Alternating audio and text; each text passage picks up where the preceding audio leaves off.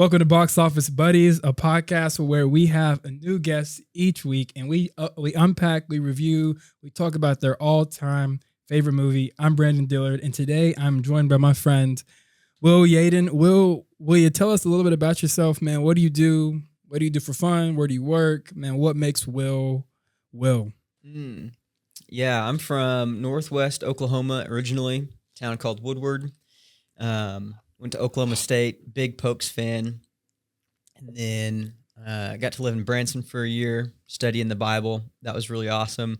But now I'm back in Oklahoma City, just working, hanging out, trying to figure out adult life, making a paycheck, all those types of things. But it's kind of my hobbies, things I like to do for fun, which kind of ties into The Secret Life of Walter Mitty a little bit. I like to be outdoors, like to be active, like to try new things, like to travel. Gotten to do that a bit with my family, so that's pretty cool. But yeah, I work for a medical sales company, so I just drive around a lot, deliver products, take them into the hospital. So it's kind of interesting, but yeah, just trying to figure out all that adult stuff, and yeah, it's a pretty quick rundown. Where's the last place you traveled? And where's the favorite place you traveled? It could be the same. Yeah, let's see. Last place I traveled would have been Israel on a Holy Land tour, kind of with the school group I was with in Branson. But I would say my favorite place has actually been Georgia, the country, not the state. I was going to say, yeah. Wow. Yeah, it's kind of on the Black Sea, pretty close to Russia, and kind of right in between, like, the west part of the world and the eastern part of the world. So it was just really cool to be kind of in an area that was just beautiful, interesting people, interesting history with my family. So I'd probably say that was my favorite trip that I've gotten to take so far. That's cool, man. That's cool. And I know this isn't a sports podcast, but and what are your thoughts on the current state of OSU athletics? Cowboys are loyal and true. And so I think this season definitely removed anybody who isn't loyal and true. So I think it was maybe we were culling the herd a little bit. So now anybody that's remaining actually likes the Cowboys for the Cowboys, not because they have a good football team. Yeah, no more bandwagons. No more. The wheels are falling off that. We don't want bandwagon people. Yeah. No, only those who are loyal and true to a very difficult season. Yeah. So you mentioned traveling and kind of relating a bit to this movie that we're going to discuss and talk about. What would you say, what do you enjoy most about movies in the first place? I think being entertained to something, like just being able to watch a story and to like be a part of it, I think is really fun. I feel like I'm kind of a sci-fi type guy in general. So anything that just has a good kind of fictional world that you can put yourself into and kind of think through, how does it work? What's going on? How much can I learn about this place? What does the movie tell me about it? And so I think just something that you can find enjoyment of kind of putting yourself into and feeling like you're, in some place completely different and kind of let your imagination just run wild. Yeah, that's good. All right, last question before we dive into this movie. What are some upcoming movies you're looking forward to coming out? Ooh, upcoming movies? Yeah. Man. I feel like I'm probably out of the loop a little bit on what's coming out soon. Or even just some that you just are like, man, that's been on my list for a while that I really want to watch and check out. I still need to see Dune 2. I need to see that one. I feel like there are some Star Wars shows that I need to watch. I think The Mandalorian. I need to watch the last couple of seasons of those. The Chosen. Yeah. I need to watch the last couple of seasons of that. That's a storyline I really like. I think they're coming out with season 5 Wow. soon, so I'm excited for that to come out. And I feel like I heard somebody was coming out with a sequel for something, but I can't remember what movie it was. But I thought, that could be really cool. Yeah. So I guess I need to do more research on what's coming out. Yeah. All right, sweet. Well, today we are talking about your favorite movie of all time, which I have owned for years, but have never watched until we watched it together. Mainly because I've never been a big fan of Ben Stiller, but this movie might have sold me. And we're not talking about Zoolander. We're talking about The Secret Life of Walter Mitty. And so the title could be misleading. Somebody could think that, he lives a double life or he's secretly doing something else. And so I'm going to give us a quick premise. And then I want you to tell me how accurate you think this premise is. Walter Mitty, who is Ben Stiller, an employee at Life magazine, spends day after monotonous day developing photos for the publication. To escape the tedium, Walter inhabits a world of exciting daydreams in which he is the undeniable hero. Walter fancies a fellow employee named Cheryl and would love to date her, but he feels unworthy. However, he gets a chance to have a real adventure when Life's new owner sends him on a mission to obtain the perfect photo for the final print issue. What do you think about that description, that premise? Yeah, I'd say that's pretty accurate. Yeah. But did the Life owners actually send him on the adventure, or did he just say, I'm going to go do it myself? He took initiative, yeah. Yeah. It was, kind of the situation was thrust upon him, and he chose to respond in a brave way. Yeah. Well, cool, man. So, first question is, how did you first discover this movie? And, how many times do you think you've seen this movie? I honestly don't know when I first watched it. Could have been at the theaters. Could have been just one that my family bought on disc, and we watched it. But I feel like I've watched it a couple of times. Probably, maybe like 5 times. Yeah.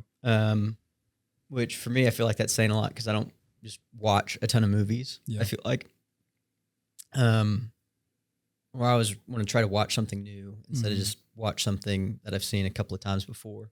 Yeah. I think the movie came out in like 2013. So a while ago. Times were different back then. I can't remember when I saw it first, but, I think the first time I saw it, it was something I enjoyed and I liked the message of. Yeah. And then as I thought about it more and maybe watched it the second time, it was like, yeah, this is something I really actually enjoy. Yeah. Like as a favorite movie. That's good. So we talked about you a little bit on the opener, but as I was watching the movie, I was like, man, I want to know about the secret life of Will Yadon. Like, what do you daydream about? Unpack that for a bit. What do I daydream about? I think a lot of my daydreams are surrounded about what things I can accomplish in life, things that I can be proud of. I think being in Oklahoma, I want to, make a difference in Oklahoma. I want to be involved in the things that make Oklahoma great and make Oklahoma better. So I think have you tried playing for the Thunder? They're already pretty good. I don't know how much better I can make them. Yeah. But yeah, things that I can, do to make the world a better place, either professionally or just civically. Those are things I kind of daydream about. Being outdoors. I have a few less of those daydreams now, but being on mountains, being in the backwoods, rafting a river somewhere, just having an outdoor adventure is something that I like to play through on my mind. Yeah. And I think most guys probably have daydreams about, catching a winning touchdown or scoring a goal, just being down on a field in front of a bunch of people. Yeah. I say those are the daydreams that take up most of my mind space. Yeah, that's fun, man. And what we see Walter through this movie go to Greenland first, Iceland second, back home to New York, and then lastly he goes to the Himalayas. Mm-hmm. Yeah, he goes to the Himalayas and then back to New York. Man, what's your ideal adventure? What would you be doing? Where would you be going? I think it would definitely be doing something novel. So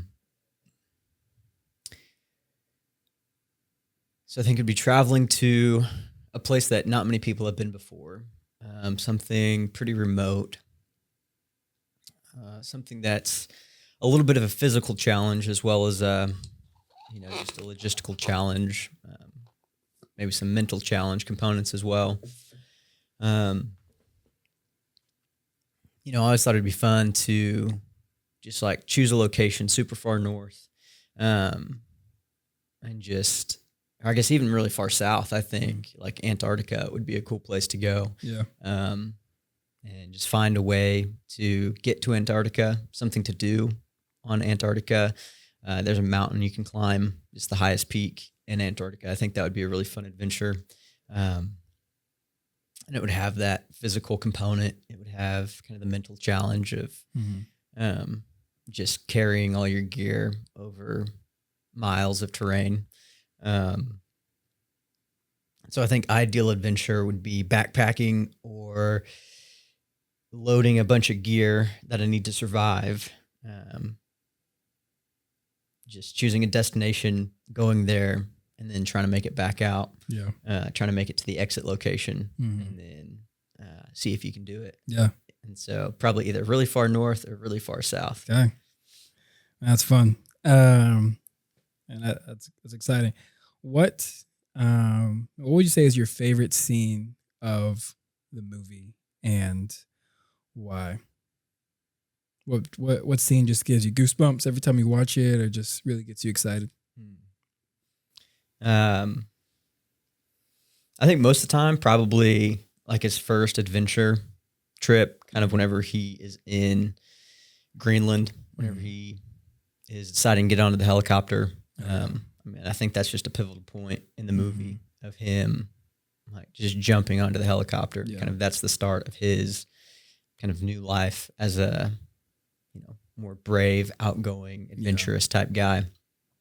But the last time we watched it, the scene that got me was whenever he was talking to Sean O'Connell, the photographer that he was trying to track down. And kind of just that whole scene about the ghost cat and living in the moment. And then whenever they went to go play soccer, soccer's my favorite sport. So it's fun to try and think about like what it would be to play with people from the other side of the globe on something that's not really a soccer field, but kind of imagining playing soccer at the base of the Himalayas would be really cool. Yeah, that would be cool. Man, talking about that first scene when he jumps on the helicopter, I was confused because I was like, what if this is all a daydream? I was pretty convinced at the end of the movie he was still going to be at his laptop on eHarmony. And I was like, man, like, how do I know? And I think the movie did a great job of like revealing and kind of showing when he was in a daydream, like things felt more animated. Like I think of his fight with the guy from Parks and Rec. And like as they're going through the street and like they have the toy and like the toy. Stretch Armstrong. Yeah. And so I'm like, the movie does a good job of that. But I was also kind of like, oh man, how sad would it be if we got to the end of this movie and it was all just a daydream? Honestly, it was like, is this Inception? Like, is this all a dream? But man, my favorite scene of the movie, I like when he goes in to kind of at the end of the movie, he walks into the conference room. He's not employed by Life magazine Mm-hmm. anymore. And he's just like, hey, here's the photo you were looking for. Like, and it finally just felt like after all of that, like he finally, no, scratch that. My favorite scene of the movie was when he's in LA and they're like, hey, is there anyone here who can verify your identity as Walter Mitty? And he's like, oh, there is somebody. And Yeah. then I thought that was a really funny because I didn't think we'd get to meet the eHarmony rep. Was it? Yeah. Is it Todd? Todd, yeah. Yeah, Todd. Todd from eHarmony. Yeah. So that was hilarious. But my second favorite scene would be when he's like, hey, here's the photo. You have like 48 hours to like print it and all these things. And honestly, when he's walking out with Cheryl at the end, I didn't think we were ever going to get to see what the photo was, but I thought it was really cool to see that it was him, just sitting there, and a really, really cool moment for a guy who I feel like deserved it, Yeah. The quintessence of life. Yeah. Exactly. So let's dive into Walter a little bit. Why do you think he was always daydreaming? Yeah, I mean, I think he kind of talks about it a little bit whenever he's on the phone with Cheryl, whenever he has to leave Papa John's. Yeah. He says he had a vision of what he thought his life was going to be. And it just didn't really pan out that way since his dad died, and he had to go get a job, and he had to probably grow up and take on kind of the responsibility of life and the monotony, and kind of got pushed into kind of a hole, kind of just a job. You probably kind of see that just how they designed his workspace. It was dark, just a couple of lights. That's just where he would have spent all of his time. Yeah, and so I think it's kind of because he had that vision of what he thought his life was going to be like, but now he's in a different situation in life that he's always trying to go back to that, or there's some ideal that he wants to be. And he just knows that he's not that. And so because he can't be that in real life, he thinks up all these scenarios of what he would rather be doing, or what he thinks would be more adventurous and fun, kind of that ideal that he thought he was going to be as a teenager. Yeah. That's good. So besides Walter, who's one character that, well, first let me ask, you have his mom, you have the new boss, you have Sean, and you have Cheryl, and let's throw in his dad. Like, of those 5 people, who do you think moves the story the most? Who really helps Walter become Walter? And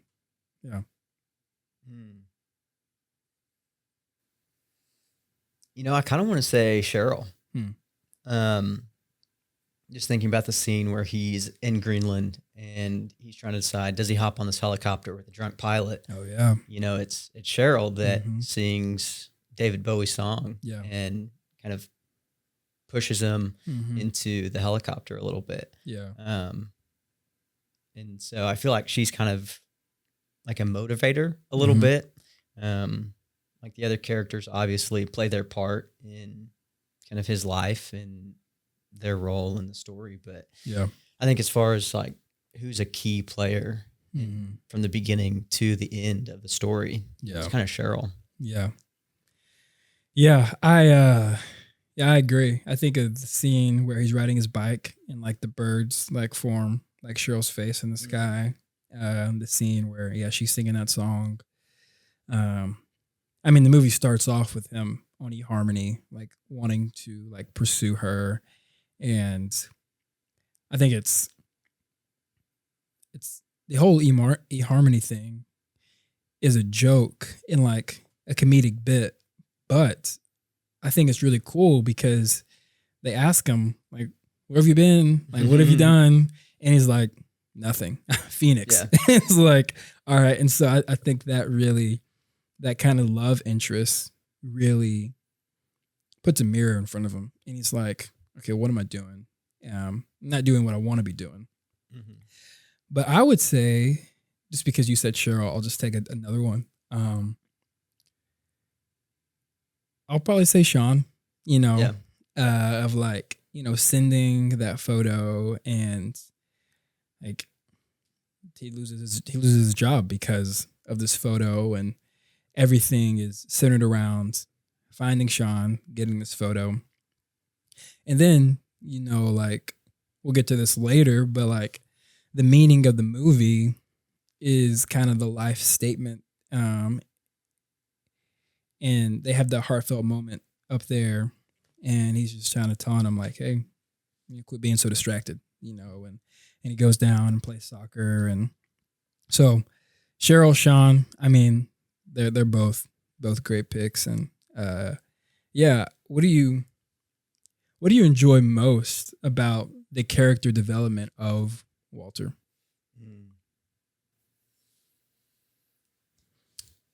Let's see. I think just seeing him almost, I guess, kind of as I guess it's kind of like a hero story a little bit, because he has, he is one way, Yeah. and then he has to go on an adventure, and you really don't know if he's going to make it or not. Is he going to find Sean? Yeah. Is he going to, be able to be brave and bold and, adventurous to actually find this photo? And is he going to, take a chance? Or is he going to say, you know what, I just want to go back to my life in New York? And so I think it's kind of just seeing him as like his own personal hero story. Yeah. I think is really cool. It's something I like. Just that whenever he comes back, like he's a different person. He's now that vision of himself that he wanted whenever he was a teenager. And, moving forward, he can, he doesn't have to daydream anymore because he kind of became that vision of himself, and now he can, live in the moment. Yeah. Just moving forward past the movie. And so I think seeing that hero characteristic, and being that hero for himself is something I enjoy. Yeah. Yeah. So, man, what character do you identify with the most? And if so, in what ways? Yeah, it's a hard one. I don't know if I identify with any of them completely. Yeah. I think in the past, it definitely would have been the Walter Mitty type character. Yeah. Maybe trying to strive to be Sean O'Connell a little bit more. Just the complete free spirit. Yeah. And so it's probably just a combination of, Walter, Sean, and maybe even like Fernando, his coworker. Yeah. Of just like kind of the common everyday, worker. Yeah. Of, kind of just living the average life as well. Yeah. Yeah. As well as all the adventure. Yeah. Yeah. I think in my head, I'd like to be Cheryl's son. He can skateboard. That'd be cool to skateboard. And yeah, I think I find myself like Walter, like getting lost in my head at times and wanting to do something or say something, but never just kind of being able to do it, And like Walter, I've been to Phoenix. So I guess we share that in common. I haven't worked at Papa John's. I'm actually anti Papa John's. And so, but no, it is cool just to see him kind of take that step. And, I think a question that the movie kind of maybe puts in front of us unintentionally is like, what is it going to take for us to kind of take that leap? And for him, his job was on the line, like, next time I see you, I better have this picture or you're fired. And so, yeah, just something to think about of like, when are we going to take our adventure? When are we going to kind of stop daydreaming? So, yeah. So we talked a little bit about characters, talked a little bit about the writing, but overall, what do you think this movie does the best? Like, what is your favorite element, aspect of this movie? I think the cinematography is really good. Just the shots. Yeah. Just a lot of them are artistic, Mhm. well thought, well planned. What's your favorite shot? Maybe it's the quintessence of life photo. Yeah, yeah. But I think just kind of within the movie, kind of Yeah. the scenes that were shot. Probably just him walking in the Himalayas. Mhm. I just really love the mountains and just seeing those big landscapes, those wide shots of just massive mountains with snow, and just one tiny speck of a person in color against a backdrop of blacks and grays and whites. I just love those types of shots. Yeah. And then also just the Iceland shots. It's really easy to take a good shot of Iceland. Yeah. It's pretty. Yeah. But yeah, I'd say the mountains. Anything with a mountain is kind of where I tend to go. Yeah. That's good. I think as I was watching, I was trying to think, what is my favorite? What does this movie do super well? And I would say the writing is done really well. And I know Ben Stiller directed it, and I hope he has some say in some of the writing kind of script. But there were just some really powerful lines, I think, in the movie. That was funny. Like as we were watching, like I felt like the ad came at the wrong time. Like him and Sean, and it's like, oh come on, like these are some truth bombs here we're missing out on. But there was a line. Well, I think just the subtle lines of his conversations with eHarmony, like where have you been, what have you done? Those were good. I think his phone call with Cheryl when he stepped out, that was a good moment, good writing. His time with Sean, his time with his mom in her kind of apartment style place, I thought that was really cool.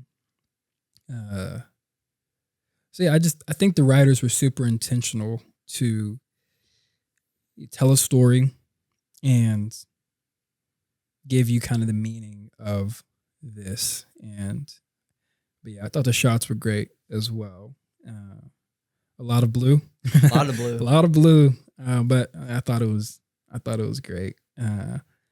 What about not to get you to critique your favorite movie, but what are some things that you wish it did well or did better? What kind of left you wanting more? Yeah. I think whenever I first watched the movie, one of the things that I felt, and I don't know if there's a specific thing that I can point to of why I felt this way, but almost thinking like I wish Ben Stiller just directed it and wasn't also the actor. Because maybe that kind of distracted him a little bit, or maybe kind of split his attention between kind of acting and directing. So I think maybe like diving into the themes a little bit more, maybe having a little bit more symbolism, a little bit more motif, kind of some archetype themes that you can easily identify.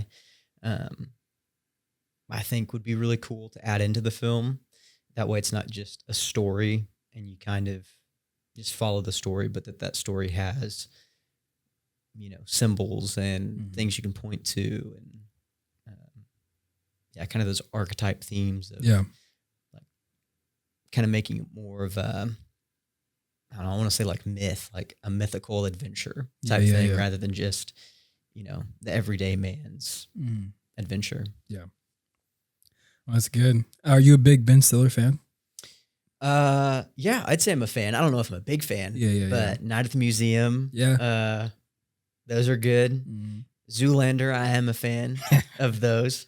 I quote those every once in a while.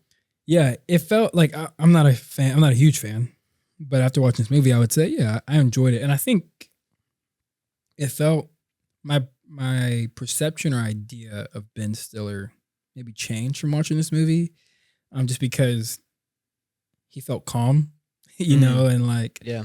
in his other movies, from what I've picked up, he's not as calm. And so I think it showed his range of acting to like be a guy like Walter Mitty, but then also do other films and things like that. One thing I wish the movie did better. Yeah, the characters were cool. I just wish there was more. And I know it kind of just centered around one person. So I would say it was probably more of a plot centric movie instead of a character driven movie. And so I hate to even say like I wish he'd done characters better when it was really about the plot and the development of Walter. But, you know, when I watch a movie, like I want to find someone I can relate with. I want to find something that makes sense to me. And when there's few characters that are developed, it's kind of hard. It's like you either see yourself in Walter or you're a couple kind of just side characters who don't have much to them. They seem kind of flat at times. But all the energy was given to Walter, and I thought it was done really well. Man, what kind of emotions, feelings, memories does this movie bring up for you? I think a lot of my memories and kind of emotions are probably from like high school. Yeah. Because it's whenever I really started to have this idea of like, what adventures do I want to go on? And feeling a little bit the same way in high school of just, you know, I'm ready to like get out of high school. I'm ready to go do something else, do something adventurous, do something challenging, something that I want to do rather than sit in a classroom and just wait until soccer practice. Yeah. And so just thinking like, what can I go do? What could I do that would be adventurous, that would, you know, kind of fulfill that, you know, that daydream, that ideal adventure of breaking out of something mundane and saying like, yes, I was adventurous. I was, you know, bold and brave to go do something. And I worked towards it, and it was a challenge and I overcame it. Yeah. And kind of just that personal story that you want to tell yourself. I think a lot of that does come from high school. Yeah. And so like wanted to go climb mountains, wanted to go on an adventure and, you know, summit some mountaintop and come back down and say like, look what I did as a high schooler. Yeah. A high schooler from Oklahoma, which doesn't have any mountains. Yeah.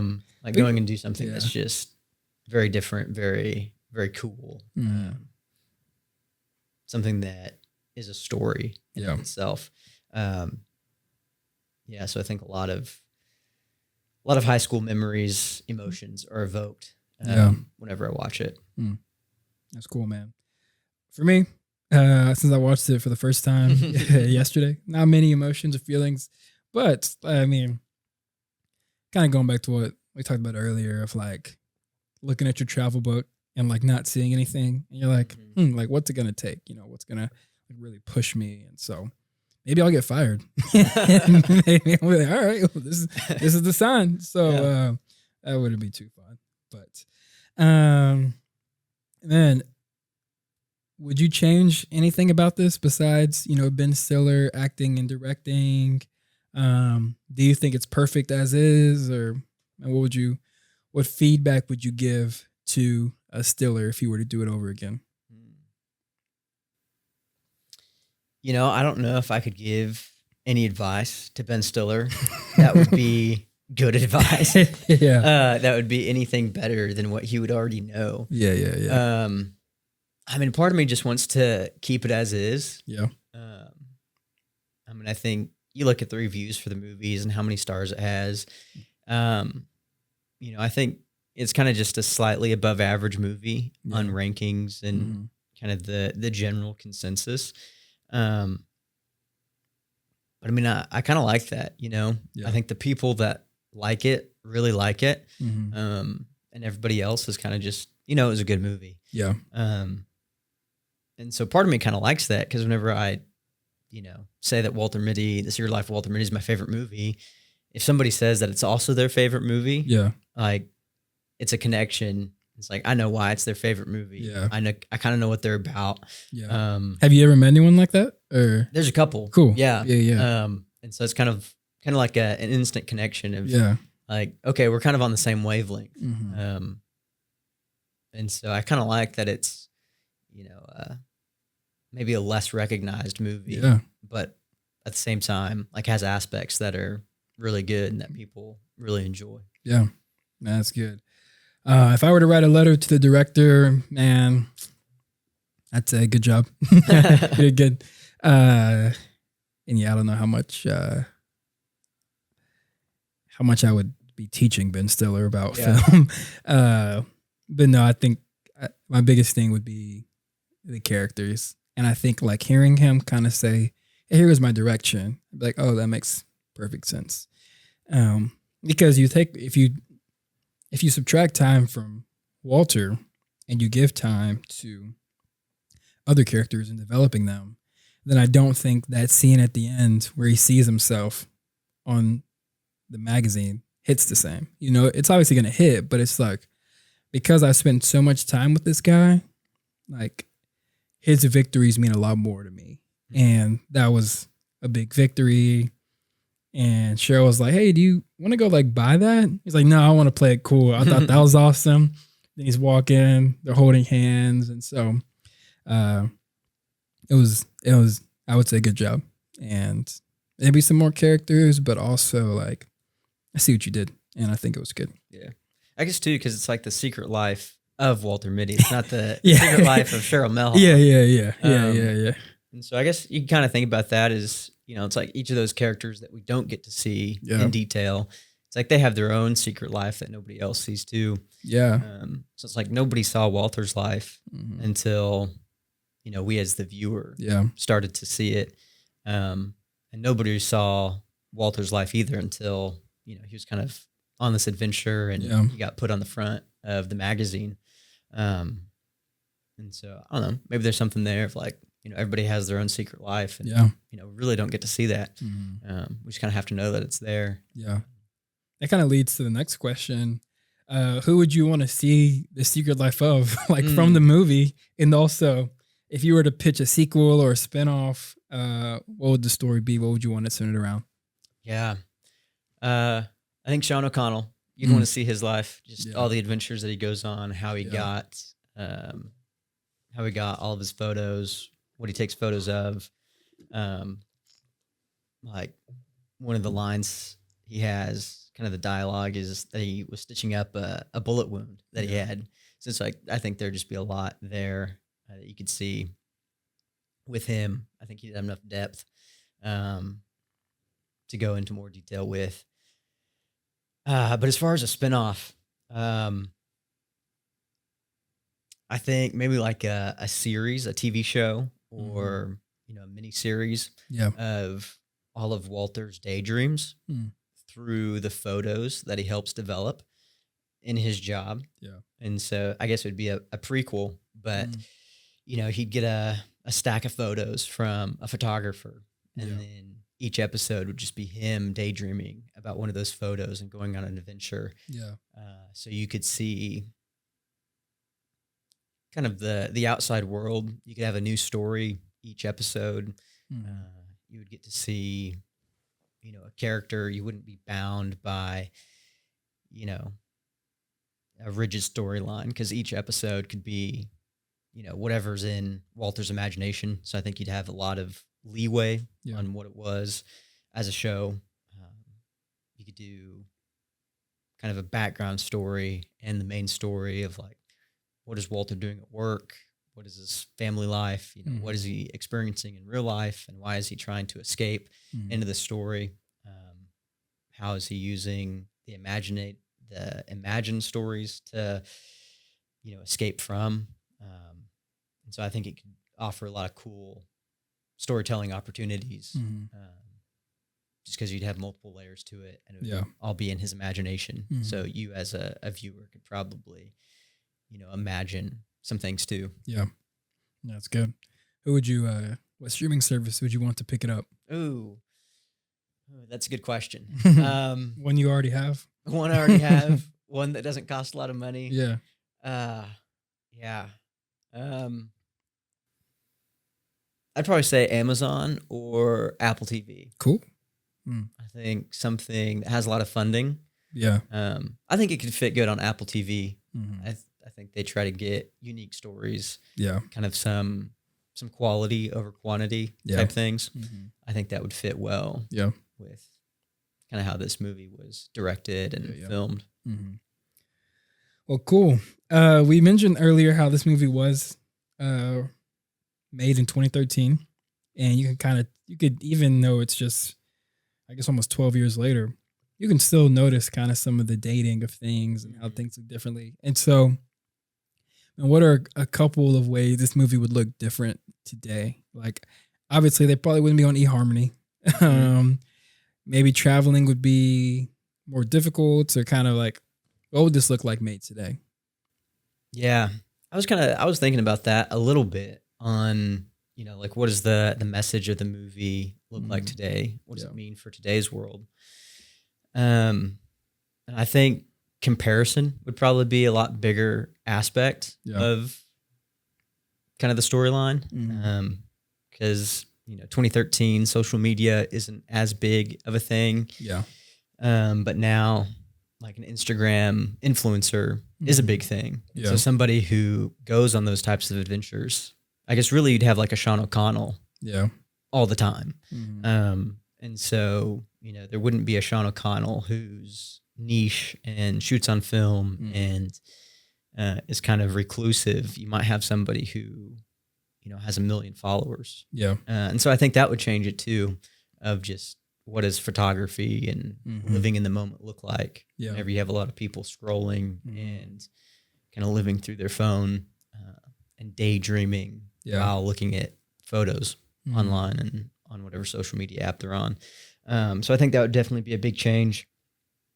I think it would be hard to have the transition to digital, because that was the thing with the magazine, is that they were in print, but they were being taken out of print because everything was moving to the digital world. Yeah. It was harder to sell magazines, newspapers, that type of thing. And so I think it'd be hard to have that aspect of the company. So I think his job would probably have to be a little bit different. Yeah. The thing that pushes him to get out of his comfort zone would have to be a little bit different. Yeah. Yeah. And I think kind of the romantic interest, the dating scene would probably be a little bit different as well. It could still be online, but I think it would still have to have that aspect of, like, why is he just not talking to her in person? Yeah. Like, he's right next to her all the time. Like, he's in the beginning, he feels like he has to go through some medium because he doesn't have the bravery just to go up and introduce himself and talk and take that risk. So that could look a little different as well, but similar in some respects, I think. Yeah. Maybe the remote locations would be a little bit different. Like, instead of going to Iceland, maybe he would go to, I don't know, someplace that's a little less well known. I feel like Iceland is something that people kind of recognize as, a place that people want to go to on vacations. Yeah. They have a lot more tourists, I think, over time.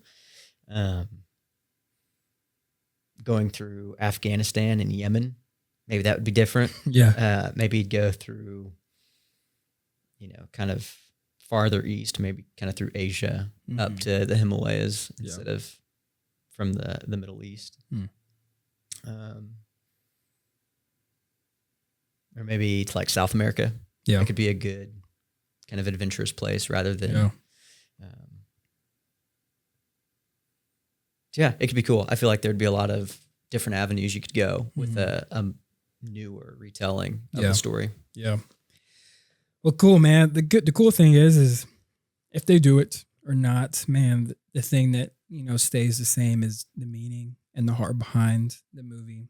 And so, man, what would you say is, like, the overall meaning that they want you to take away from The Secret Life of Walter Mitty? I kind of think living in the moment. You could look to Life magazine's motto as kind of the theme. You could look to like the message of the ghost cat, kind of that scene. Beautiful things don't ask for attention. But I think kind of just Sean's dialogue whenever he's about to take a photo, something really beautiful, but he chooses not to just because he likes the moment personally. I think that's kind of the key point, because it's, taking photos, yes. And it's the secret life of Walter Mitty. And so he's not asking for attention. He's not, he's going on this personal adventure, and he's not asking for people to watch him. He's not doing it for any other reason other than himself, really. And so I think that's the key message of that. You get to live your adventure. You get to live your daily life in a way that's beautiful, in a way that's adventurous, in a way that's meaningful. But you don't have to ask for attention. You don't have to be doing anything great necessarily by like the world standards. Like you just get to live in the moment of your life, and you get to make the most of it. And I think that's kind of the main storyline, because we see Ben Stiller become brave. We see him become adventurous and kind of comfortable in his own skin, where he doesn't have to daydream anymore. Because he's present in the moment. And he's going on those mini adventures every day. So maybe he's asking out Cheryl. Like that's, just something people don't see, but still just as brave as, hopping on a helicopter and then jumping into the ocean. And fighting a shark. Yeah. So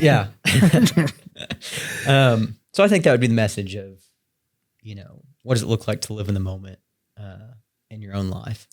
And how do you live a beautiful life that doesn't have to ask for attention? That's good, man. Man, what are any closing thoughts on just the movie, or some things that you just want to say and just rave about? I kind of think I summarized it pretty well. On that kind of the meaning of the movie and the purpose. Man, I think we all go through seasons where we want to do something else. We want to daydream. We want to do something different. And so I think it kind of those themes of, what does the beautiful life look like? What does the good life look like? Those can change just as we go through life. But I do think it is good to get out of our comfort zone, to do things, but also not wish away our lives, not to daydream them away, because that's a habit I have of just what's next, what's, kind of not appreciating the present, but always wanting something better in the future. And so I think that's something I can work on just personally, and like maybe that's why it resonates with me, of like living in the moment. How do we do that? What are things that we do that we can just, appreciate, find the little beauties in life, and be grateful for those, and not, daydream about, having this grand adventure. That's good. That's good. Well, thank you, Will, for coming on and talking about The Secret Life of Walter Mitty. Whatever your second favorite movie is, man, come on, we'll talk about it and just work down that list. So thank you guys for tuning in and watching. Thank you, Will, for coming on. Shout out Mason Moore, as always, for helping us get all this stuff together, and all the other hands that go into this. And so we appreciate you guys, and appreciate movies. And so shout out Ben Stiller, shout out Walter Mitty, and shout outs to the daydreamers out there. See you guys.